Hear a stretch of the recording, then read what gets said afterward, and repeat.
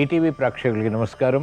శుభమస్తు కార్యక్రమానికి స్వాగతం. ఈనాటి శుభమస్తు కార్యక్రమంలోని గ్రహఫల మంచంలో గ్రహాల యొక్క స్థితిగతులు, వాటి యొక్క శుభాశుభ ఫలితాల గురించి పరిశీలిద్దాం. అలాగే ఈరోజు ద్వాదశ రాశుల వారికి అదృష్ట సంఖ్య, అదృష్ట వర్ణం, ప్రతికూల గ్రహాల దోష నివృత్తికి ఎటువంటి పరిహారాలు పాటించాలి అనేటువంటి విషయాలు తెలుసుకుందాం. ఈరోజు ఇందువారం లేదా సోమవారం చంద్రుడి యొక్క పరిపాలన పూర్తిగా ఉంటుంది. శివప్రీతికరమైనటువంటి రోజు. వివిధ రకాల ఫలితాల కోసం ఏ తరహా శివలింగాల్ని పూజించాలి అనేటువంటి విషయాన్ని శ్రీరస్వంశంలో తెలుసుకుందాం. ముందుగా నేటి పంచాంగ వివరాలు. శ్రీ క్రోధినామ సంవత్సరం, ఉత్తరాయణం, వసంత ఋతువు, చైత్రమాసం. ఈ రోజు తిథి శుద్ధ చతుర్దశి, రాత్రి 2:42 వరకు ఉంది. నక్షత్రం హస్త, రాత్రి 7:34 వరకు. రాహుకాలం ఉదయం 7:30 నుంచి 9 గంటల వరకు. నేటి ప్రత్యేకత ఒంటిమిట్ట కోదండరామస్వామి కళ్యాణోత్సవం. ఇప్పుడు గ్రహాల యొక్క స్థితిగతులు పరిశీలిద్దాం. బృహస్పతి సంచారం మేషక్షేత్రంలో, మిత్రక్షేత్రం, రవి సంచారం కూడా మేషక్షేత్రంలో ఉచ్చస్థితి, మిత్రక్షేత్ర స్థితి. కేతు సంచారం కన్యాక్షేత్రంలో, చంద్ర సంచారం కూడా కన్యాక్షేత్రంలో. శని కుజుల యొక్క సంచారం కుంభక్షేత్రంలో, శనికి స్వక్షేత్ర స్థితి, మూల త్రికోణ స్థితి, కుజుడికి శత్రుక్షేత్ర స్థితి. శుక్ర రాహు బుధుల సంచారం మీనక్షేత్రంలో, బుధుడికి వక్రస్థితి, నీచస్థితి, శుక్రుడికి ఉచ్చస్థితి. ఇది ఈ రోజున్నటువంటి గ్రహస్థితి. దీని ఆధారంగా ద్వాదశ రాశుల వారికి ఏర్పడేటువంటి శుభాశుభ ఫలితాలు సూచనప్రాయంగా గోచారపరంగా తెలుసుకుందాం. ముందుగా మేషరాశి.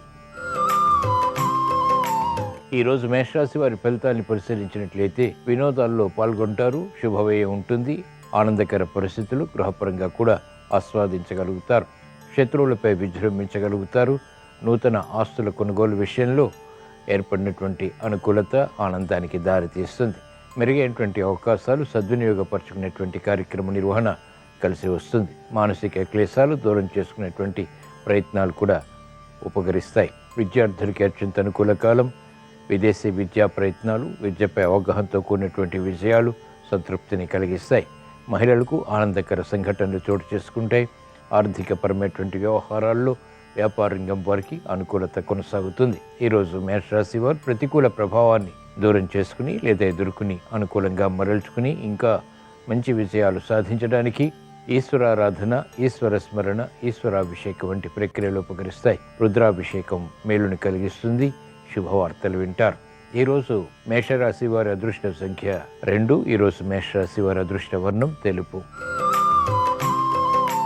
ఈరోజు వృషభ రాశి వారి ఫలితాన్ని పరిశీలించినట్లయితే ఆర్థిక వ్యవహారాలు కలిసి వస్తాయి. లాభదాయకమైనటువంటి కార్యకలాపాలు ఒక్కొక్కటిగా పూర్తి చేయగలుగుతారు. ఆకస్మిక చిక్కులు, సమస్యలు వృత్తి, వ్యాపార, ఉద్యోగ సంబంధిత కార్యక్రమాల్లో ఏర్పడినప్పటికీ సమర్థతతో ఎదుర్కొని అనుకూలంగా మరల్చుకుని విజయాలు సాధించగలుగుతారు. ప్రతికూలత ఆర్థికంగా ఉన్నప్పటికీ చేపట్టినటువంటి కార్యకలాపాలు కలిసి వస్తాయి. సినీ రంగం వారికి మంచి అవకాశాలు లభిస్తాయి. ఆర్థికపరమైనటువంటి విషయాలు వ్యాపార రంగం వారికి అనుకూలతని పెంచుతాయి. క్రీడారంగం వారికి అత్యంత అనుకూలం. వ్యవసాయ రంగం వారికి ఆర్థిక విషయాలు కలిసి వస్తాయి. నూతన ఉత్సాహంతో కూడినటువంటి కార్యక్రమాలు విద్యార్థులకు ఉపకరిస్తాయి. ఈరోజు వృషభ రాశి వారు ప్రతికూల ప్రభావాన్ని దూరం చేసుకుని లేదా ఎదుర్కొని అనుకూలంగా మరల్చుకుని ఇంకా మంచి విజయాలు సాధించడానికి శ్రీకృష్ణ పరమాత్మని దర్శించడం, స్మరించడం, పూజించడం శ్రేయస్కరం. భగవద్గీత పఠనం, శ్రవణం మేలును కలిగిస్తుంది.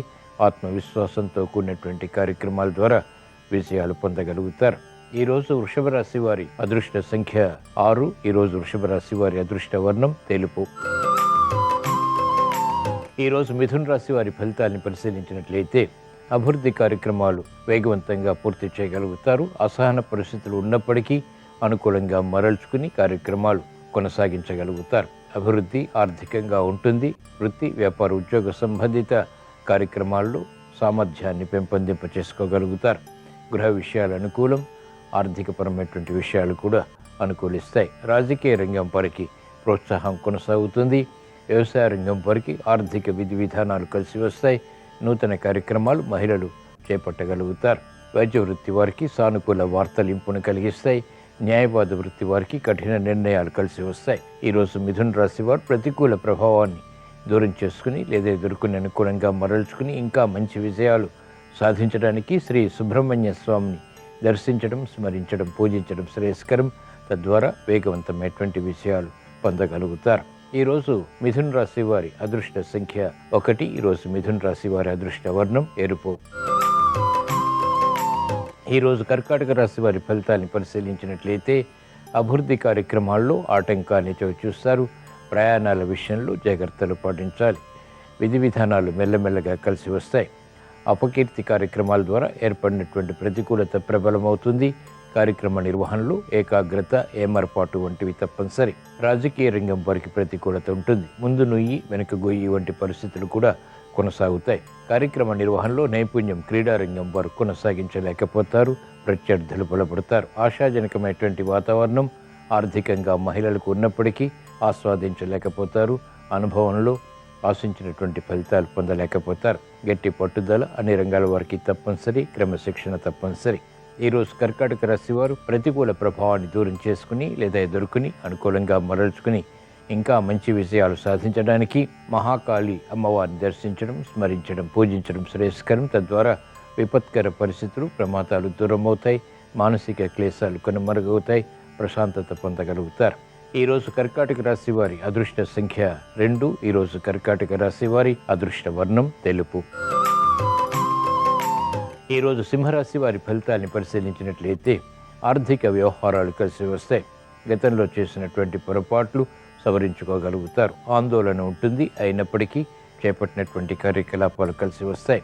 మానసిక క్లేశాలు దూరం చేసుకుని కార్యక్రమాల్ని వేగవంతంగా పూర్తి చేయాలనేటువంటి తపన పెరుగుతుంది.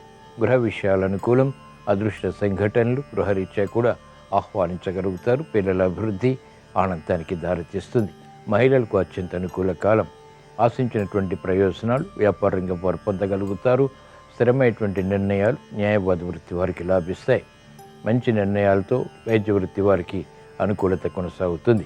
వ్యవసాయ రంగం వారికి ప్రోత్సాహం ఉంటుంది. విద్యార్థులకి శుభ పరిణామాలు, శుభ శిఖనాలు ఆనందాన్ని కలిగిస్తాయి. ఈరోజు సింహరాశి వారు ప్రతికూల ప్రభావాన్ని దూరం చేసుకుని లేదా ఎదుర్కొని అనుకూలంగా మరల్చుకుని ఇంకా మంచి విజయాలు సాధించడానికి శ్రీ లక్ష్మీ నరసింహస్వామిని దర్శించటం, స్మరించటం, పూజించడం శ్రేయస్కరం. తద్వారా శుభ సంఘటనలు వేగవంతంగా ఆహ్వానించగలుగుతారు.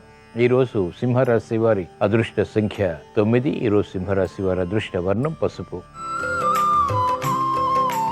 ఈరోజు కన్యారాశి వారి ఫలితాలను పరిశీలించినట్లయితే మానసిక ఆందోళన పెరుగుతుంది. చేపట్టినటువంటి కార్యకలాపాలపై ఏకాగ్రత తగ్గుతుంది. ఆర్థిక విషయాలు ఆకస్మికంగా కలిసి వస్తాయి.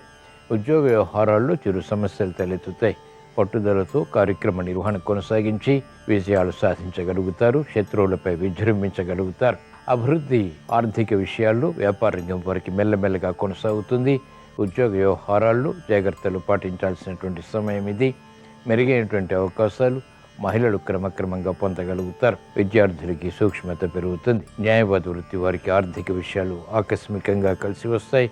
వైద్య వృత్తి వారికి వృత్తిపరమైనటువంటి వ్యవహారాల్లో కీలక బాధ్యతలు కీర్తిని పెంచుతాయి. ఈరోజు కన్యారాశి వారు ప్రతికూల ప్రభావాన్ని దూరం చేసుకుని లేదా ఎదుర్కొని అనుకూలంగా మరల్చుకుని ఇంకా మంచి విజయాలు సాధించడానికి శ్రీ మహావిష్ణువుని దర్శించడం, స్మరించడం, పూజించడం శ్రేయస్కరం. ఈరోజు కన్యారాశి వారి అదృష్ట సంఖ్య 6. ఈరోజు కన్యారాశి వారి అదృష్ట వర్ణం ఆకుపచ్చ.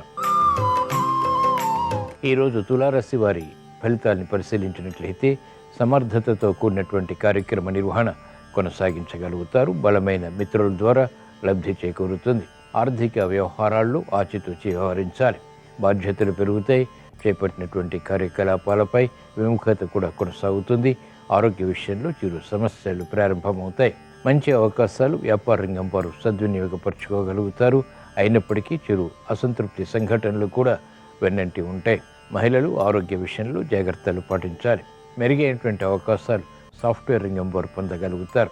అభివృద్ధి కార్యక్రమాల్లో ఆటంకాలు న్యాయవాద వృత్తి వారు ఎదుర్కోగలుగుతారు. వైద్య వృత్తి వారికి సంకట పరిస్థితులు ప్రారంభమవుతాయి. ఈరోజు తులారాశి వారు ప్రతికూల ప్రభావాన్ని దూరం చేసుకుని లేదా ఎదుర్కొని అనుకూలంగా మరల్చుకుని ఇంకా మంచి విషయాలు సాధించడానికి ఈశ్వరారాధన, ఈశ్వర స్మరణ, ఈశ్వరాభిషేకం వంటి ప్రక్రియలు ఉపకరిస్తాయి. రుద్రాభిషేకం మేలుని కలిగిస్తుంది. గ్రహ అతి ప్రతికూలతని దూరం చేసి ప్రశాంతతని పెంచుతుంది. ఈరోజు తులారాశి వారి అదృష్ట సంఖ్య 1. ఈరోజు తులారాశి వారి అదృష్ట వర్ణం ఎరుపు. ఈరోజు వృశ్చిక రాశి వారి ఫలితాన్ని పరిశీలించినట్లయితే అభివృద్ధి కార్యక్రమాలు ప్రారంభించగలుగుతారు.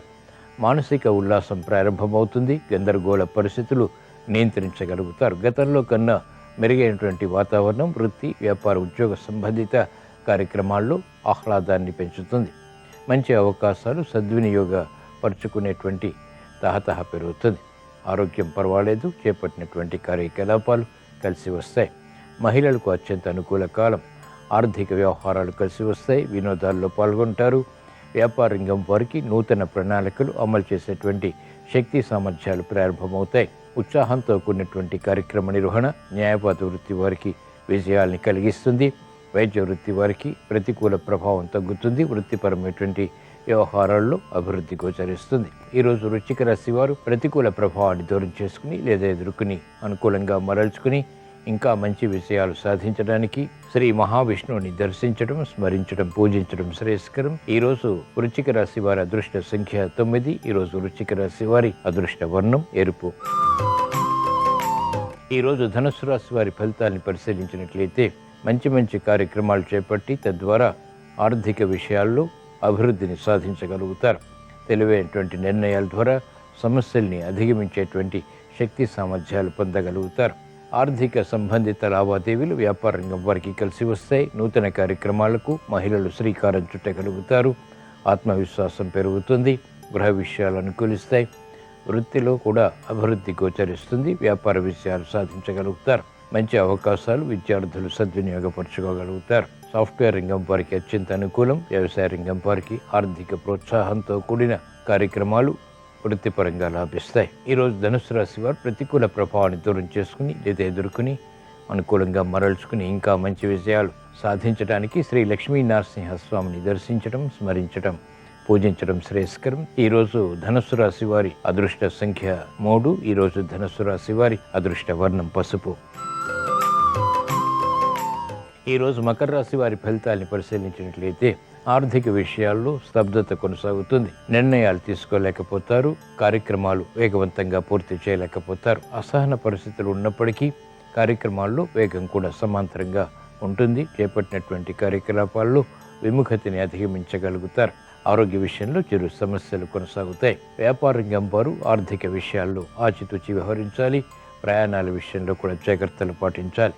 జాప్యాలు, విఘ్నాలు వంటివి మహిళలకు తారసపడతాయి. పిల్లల విషయంలో ఆర్థిక సంబంధిత కార్యక్రమాల్లో కూడా జాగ్రత్తలు తప్పనిసరి. ఆరోగ్య క్రమశిక్షణ, ఆర్థిక క్రమశిక్షణ అన్ని రంగాల వారు పాటించవలసినటువంటి సమయం ఇది. ఈరోజు మకర రాశి వారు ప్రతికూల ప్రభావాన్ని దూరం చేసుకుని లేదా ఎదుర్కొని అనుకూలంగా మరల్చుకుని ఇంకా మంచి విషయాలు సాధించడానికి చేపట్టినటువంటి కార్యకలాపాలు కలిసి రావటానికి మహాకాళి అమ్మవారిని దర్శించడం, స్మరించడం, పూజించడం శ్రేయస్కరం. ఈరోజు మకర రాశి వారి అదృష్ట సంఖ్య 1. ఈరోజు మకర రాశి వారి అదృష్ట వర్ణం ఎరుపు.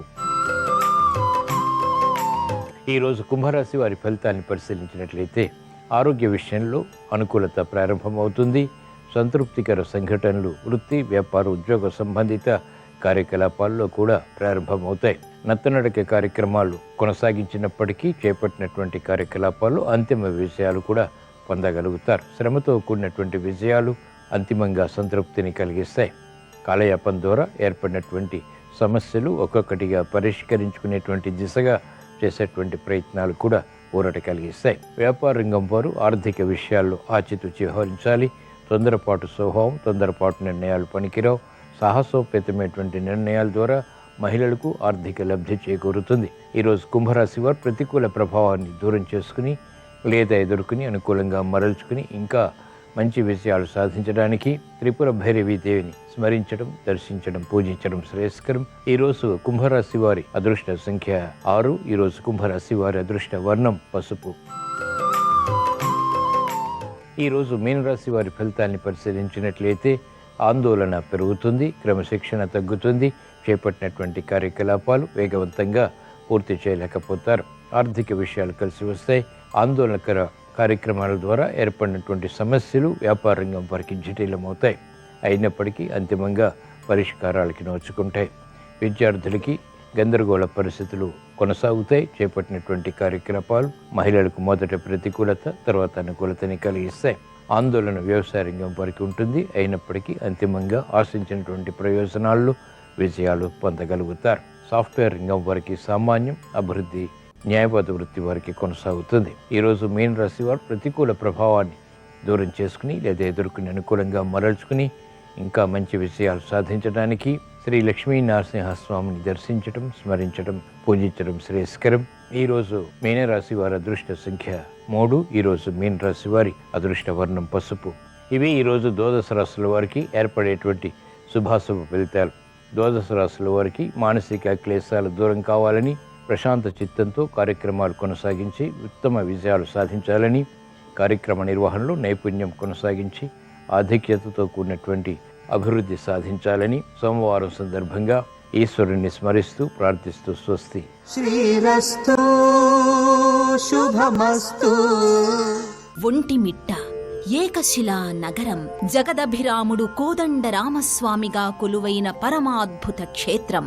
16వ శతాబ్దం నాటి చోళరాజులు, విజయనగర రాజుల కాలంలో నిర్మితమైన చరిత్రాత్మక ఆరామం.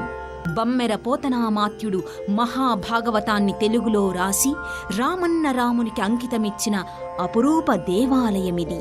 భువిపై వలసిన అపర మిథిలా నగరం ఈ ఏకశిలా నగరం ఒంటిమిట్ట.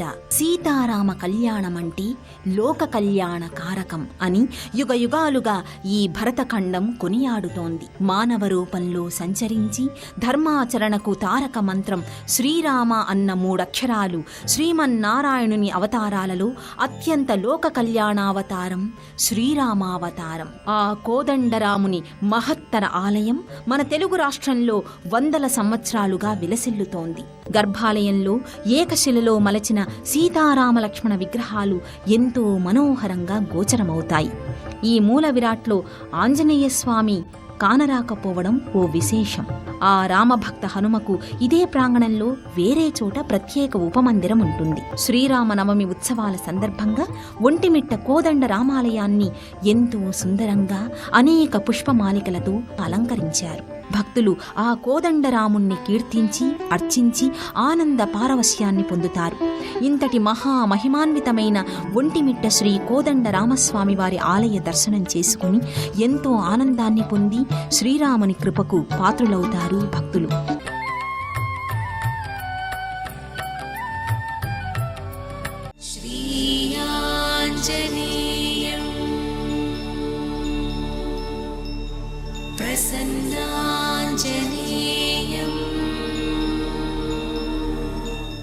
ఎవడు ధన్యుడైనటువంటి పురుషుడు అంటే అగ్నిహోత్రం పైకి లేస్తుంటే నీళ్లు పోసి నిప్పు నార్పినట్టు పైకొస్తున్న కోపాన్ని చల్లార్చుకున్నవాడు, తొక్కి పట్టినవాడు, ఆలోచించినవాడు.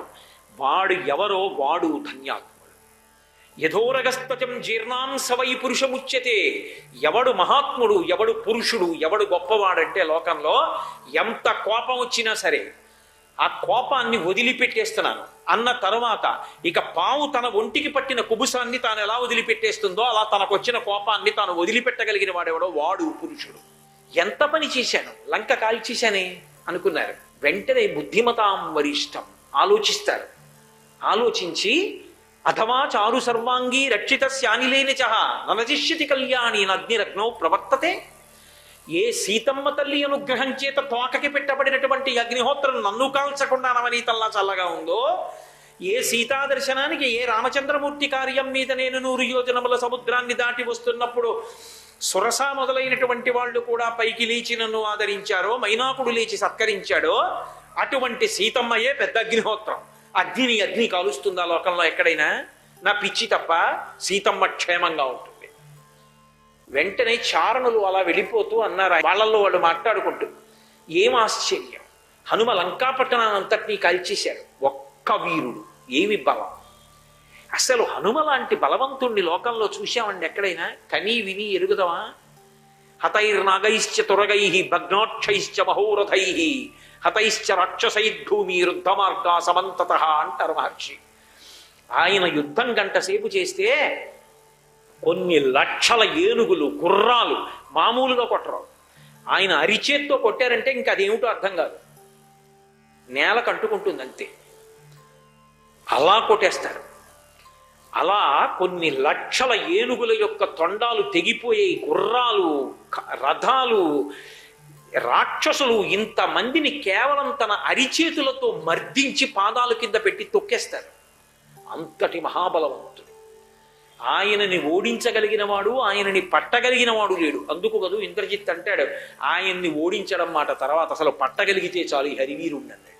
అందుకు బ్రహ్మాస్త్రం వేశాడు ఆయన మీద. అంతటి మహావీరుడు, లోకంలో హనుమ లాంటి మహావీరుడు ఎక్కడ ఉండడు. హనుమని నమ్ముకున్న వాడికి భయం ఏమిటండి? అంతటి మహావీరుడు నా అండనుండగా ఇంకా నాకు భయం ఏమిటి? ధర్మం ఒక్కటి ఉంటే చాలు, కాపాడి తీరుతాడు మహానుభావుడు. రామనామం ఉంటే చాలు, వెంటపడి రక్షిస్తారు. అంతటి అద్భుతమూర్తి. అందుకే బుద్ధిమతాం వరిష్టం వాతాత్మజం వానరయూథ ముఖ్యం శ్రీరామదూతం శిరసా నమామి. అటువంటి మహానుభావుణ్ణి ఉద్దేశించి తల ఉంచి ఒక్క నమస్కారం చేస్తే చాలు, ఆయన పారవస్యాన్ని పొందుతారు, అంత సంతోషాన్ని పొందుతారు. తేలిక మార్గం ఏమిటంటే ఆయన దగ్గరికి వెళ్ళి రామనామం చెప్పిన ఆయన పాదాలు పట్టుకున్న ఆయనే ధర్మమునందు అనురక్తినిస్తారు. అంత తేలిక. హనుమ యొక్క పూజలలో పరమశ్రేష్టమైన పూజగా వర్ణింపబడిన పూజ ఏది అంటే కదలీ ఫలాలతో ఆయనకి పూజ చేయడం. రామదూత హనుమాన్ శ్రీరామదూత హనుమాన్.